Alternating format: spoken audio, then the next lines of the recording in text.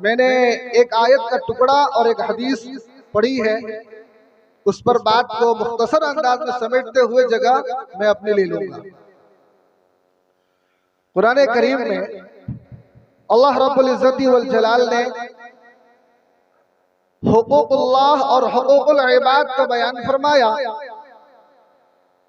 हुकूकुल्लाह के बाद हुकूकुल इबाद में सबसे मुकद्दम हक अगर रखा है किसी का तो वो वालिदैन का हक है। अगर अल्लाह के बाद किसी का हक दुनिया में है तो वो माँ बाप का हक है। इसीलिए अल्लाह रब्बुल इज्जत ने कुरान करीम में साथ बयान किया, वक़ज़ा रब्बुका अल्ला तअबुदू इल्ला इय्याहु व बिल वालिदैनि इहसाना। चाहे वो औलाद में बेटा हो या बेटी हो, उनको रब को भी राजी करना है और वालिदैन का एहतराम भी करना है, वालिदैन को खुश भी करना है। ये हुकूकुल इबाद में ये हक मुकद्दम है वालिदैन का। दो चीजें हैं, वालिदैन के ऊपर ये लाजिम है अपनी जिंदगी में अपनी औलाद खा बेटा की शक्ल में हो या बेटी की शक्ल में हो, इस काबिल आप बना दें कि वो रब को रब मान ले। अगर आपने अपनी औलाद को इतनी तालीम, इतनी तमीज, इतनी तहजीब दे दी, वो जान गए कि देने वाली जात खुदा की है। और अगर वो नाराज हो जाए तो दुनिया की कोई ताकत इंसान को कामयाब नहीं बना सकती है। ये वालिदैन की जिम्मेदारी है कि अपनी औलाद को ये फिक्र दिलाए। और जब ये फिक्र होगी तो फिर वालिदैन के हुकूक क्या है औलाद पर। जो वालिदैन अल्लाह की तरफ झुकाएंगे अपनी औलाद को, वो औलाद उस वालिदैन की नाफरमानी नहीं करेगी, फरमाबरदारी करेगी। एक तो ये। दूसरी चीज, मैंने हदीस मुबारका में से एक हदीस पढ़ी है। अल्लाह के नबी सल्लल्लाहु अलैहि वसल्लम ने फरमाया कि इंसान जब मर जाता है उसका अमल का दरवाजा बंद हो जाता है, लेकिन तीन चीजें ऐसी है कि मरने के बाद भी वो उसका सवाब जारी रहता है। उनमें नंबर 1 पर सदका जारिया है। हर इंसान अपनी जिंदगी में इतनी फिक्र कर ले कि कोई ऐसा अमल करके चला जाए, कोई ऐसा अमल करके चला जाए कि उसके जाने के बाद उसका वो सिला मिलता रहे और वो इखलास के साथ वो अमल करे। मिसाल के तौर पर हजरत अबू बकर सिद्दीक रज़ी अल्लाह ताला अन्हु का मिसाल हो जाता है। 40 घराने ऐसे होते हैं जहां से आवाजें आती है कि लगता है कि अबू बकर सिद्दीक की तरफ से ताउन होता था और हमारा घर चलता था। यानी गरीबों और मिस्कीनों और बेवाओं के यहाँ इस तरीके से उनका ताउन का मामला था। तो जिंदगी में कुछ अमल ऐसा करें कि आपके मरने के बाद वो अमल को याद किया जाए और लोग उस अमल की वजह से आपको पहचाने। एक तो ये चीज है। सदक़े के बारे में अहादीस में, सही हदीस में वारिद है कि मरने के बाद औलाद अपने वालिदैन के लिए क्या करेगा। हुजूर ने फरमाया है कि सदका करो। एक रिवायत है कि अबू उसैद रज़ियल्लाहु ताला अन्हु कहते हैं, एक दफा हम हुजूर की खिदमत में बैठे हुए थे तो हमने पूछा कि हुजूर, वालिदैन के वफात के बाद हम कौन सा अमल करें, क्या हम सदका करेंगे तो उनको उसका सवाब मिलेगा। हुजूर ने फरमाया कि हाँ मिलेगा। पता ये चला कि जो औलाद दुनिया में मौजूद है और उनके वालिदैन में से दोनों या कोई एक अल्लाह के प्यारे हो जाए या अल्लाह की प्यारी हो जाए, खा बेटा हो या बेटी हो, तो सदका करे। और सदके की शक्ल क्या होगी अगर वो सदका इखलास के साथ करता है, इख्फा के साथ करता है, तो वो सदका उससे भी बलाओं को टाल देता है और उनके वालिदैन में से जिसके लिए वो कर रहा है, उस सदके की वजह से उसको भी क्या है, सवाब मिलता रहता है।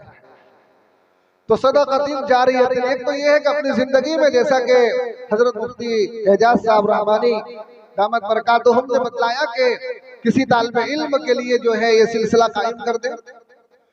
अगर हो सके तो आदमी कहीं पानी की सबील लगवा दे। ऐसे भी पानी का अमल जो है खुद अगर अपनी जिंदगी के लिए करना चाहे, एक आदमी किसी बीमारी से शिफायाब नहीं हो रहा है तो वो पानी के लिए कुआं खुदवा दे, पानी के लिए नल लगवा दे, तो अल्लाह ताला उसको शिफा नसीब कर देते हैं। अब अगर कोई अपने मरहूम या मरहुमा के लिए किसी ऐसी जगह पर ट्यूबवेल गला दे जहां पानी का नज़्म नहीं है, ये भी उनके लिए सदका जारिया होगा। इसी तरीके से दूसरा पैगाम जो है वो ये है कि इंसान जब दुनिया से जाए, अगर वो पढ़ा लिखा है, किसी को पढ़ा कर चला गया, ये उसके लिए खुशनसीबी है कि उसके मरने के बाद भी वो सिलसिला उनके लिए जारी होगा और सवाब मिलता रहेगा। और तीसरा जो अमल है, तीसरा जो काम है जो मरने के बाद भी सवाब मिलता रहता है, वो ये है कि नेक औलाद अपने पीछे छोड़कर जाए। और नेक औलाद होने के लिए क्या है, आज हम कहते हैं कि हमारी औलाद नाफरमान हो रही है। बुजुर्गों की तरफ से मनकूल है एक दुआ कि अगर कोई आदमी नफल नमाज में तशहुद के बाद, दुरूद के बाद इस दुआ का विर्द कर दे, रब्बना हब लना मिन अज़वाजिना व ज़ुर्रियातिना क़ुर्रता आयुन वजअलना लिलमुत्तक़ीना इमामा। अगर इस दुआ का एहतमाम करता है माँ या बाप, उसकी औलाद नेक होती है, उसकी औलाद उसकी फरमाबरदार होती है, अगरचे वो दुनिया से चला जाए, लेकिन जिंदगी में अगर इस चीज का एहतमाम करे तो नफल नमाज में, सुन्नत नमाज में अगर इस मामूल को अपनाया जाता है तो अल्लाह की नुसरत होती है, मदद होती है, उनकी औलाद नेक। अब अगर एक आदमी अपनी जिंदगी में अपने मरने के बाद ऐसी औलाद को छोड़कर मर रहा है जो हर मोड़ पर, हर नेकी के मकाम पर एक अमल करती है, वो औलाद, जैसा कि एक हदीस में हुजूर ने फरमाया कि जब तुम्हारे वालिदैन में से उनका इंतकाल हो जाए तो मरने के बाद तुम उनके लिए दुआए रहमत करो, दुआए मग़फ़िरत करो, और इसी तरीके से उनके जो रिश्तेदार उनसे जुड़ते थे उसको तुम जोड़ो, उनके दोस्तों का एहतराम करो।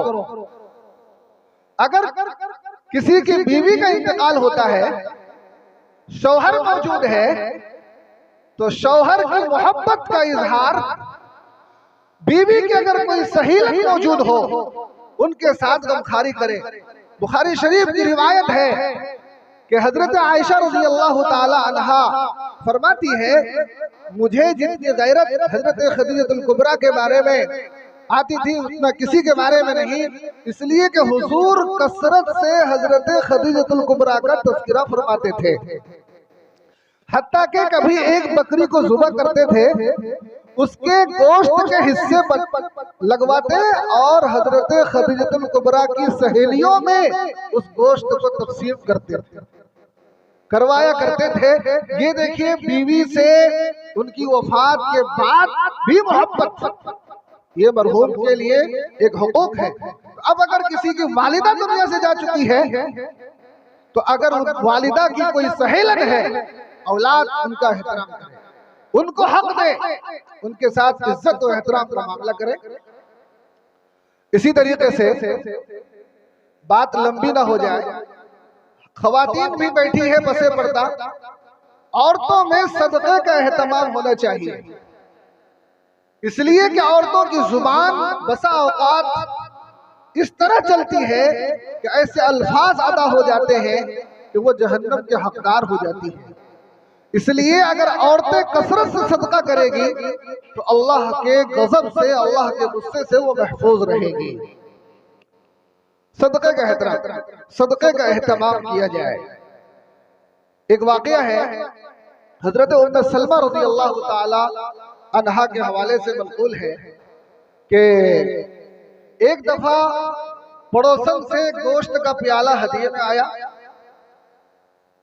हजरत उम्मे सलमा रज़ी अल्लाह ताला अन्हा ने अपनी खादिमा से कहा कि इसको ताक़चे में रख दो, क्योंकि हुजूर की आज बारी मेरे घर है और हुजूर को गोश्त बहुत पसंद है।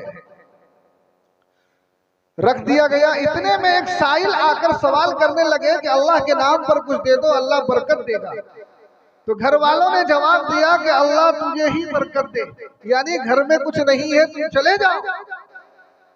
कुछ देर के बाद हुजूर तशरीफ लाए और हजरत उम्मे सलमा से कहा कि कुछ खाने के लिए है। तो खातिमा से कहा कि ताकचे में गोश्त रखा हुआ है, ले आओ।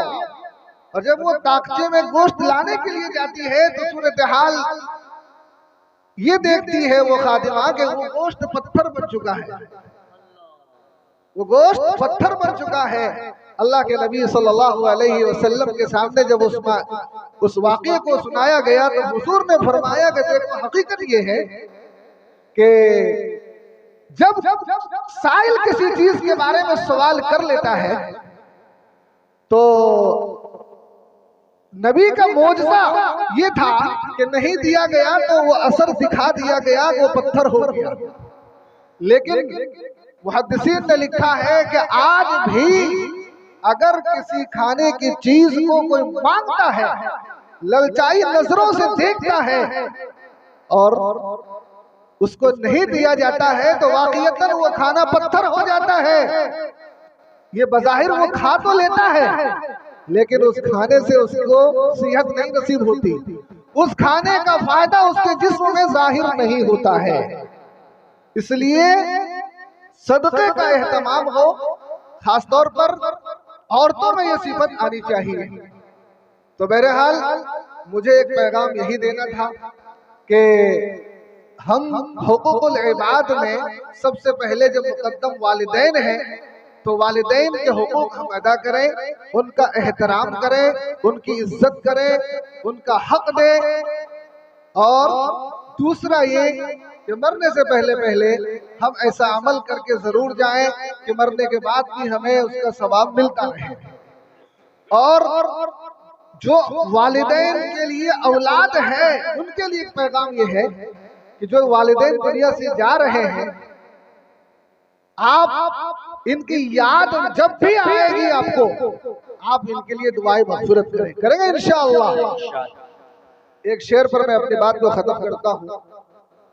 मरने वाले मरते हैं लेकिन फना होते नहीं, मरने वाले मरते हैं लेकिन फना होते नहीं, ये हकीकत में हमसे कभी जुदा होते नहीं। वाखिर दावाना अल्हम्दुलिल्लाहि रब्बिल आलमीन।